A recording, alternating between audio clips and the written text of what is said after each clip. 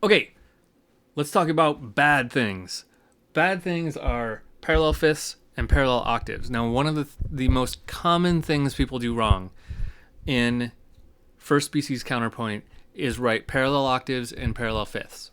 So you got to keep an eye out for them, and there's a couple different ways you can do it. So let me just walk through a couple things that are just wrong. First of all, parallel octaves. Let's say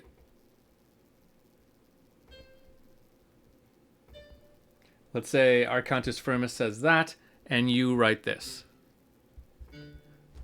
That's big no-no, because these are octaves, right? There's actually two octaves here, because there's a note in between.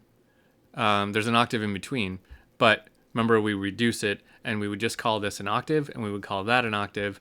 So the number we would put here is 8, and the number we would put here is 8, and that's parallel octaves. That's a major no-no. We don't like that.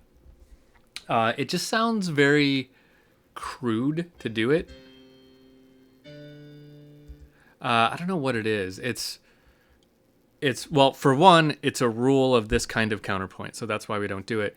But number two is it does have like a really kind of flattening sound. Everything kind of hollows out if you do that.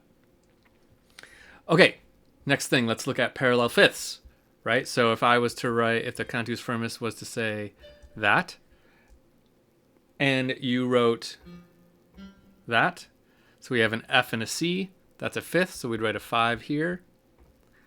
And this is a G and a D, so we'd write a 5 here, and we would have parallel octaves. Major no-no. We don't like, parallel fifths. Still, major no-no. We don't like parallel fifths. Now, there's a couple other ways we can create these parallel octaves and fifths. You actually can end up with parallel octaves and parallel fifths by using contrary motion. It's a little goofy, but it can happen, so you kind of need to keep an eye out for it if you're trying to really strictly obey the rules. Let's do something like that, and then let's do something like this. Okay, so let's look at that closely. What do we have here? An A and an A. So that would get an 8 here. That's an octave. A D and a D. So that would also get an 8. That's parallel octaves. It's parallel octaves by contrary motion is what we would call it. But it's still bad. 2 8s would show up here, and that is no good. So kind of a hidden parallel octaves. We can do the same thing with fifths in ways that we don't like to do. So let's say we had something like this in the Cantus Firmus, and we harmonized it by going like that. Okay, here we have a D and an A, that's a fifth. Here we have a G and a D, that's a fifth.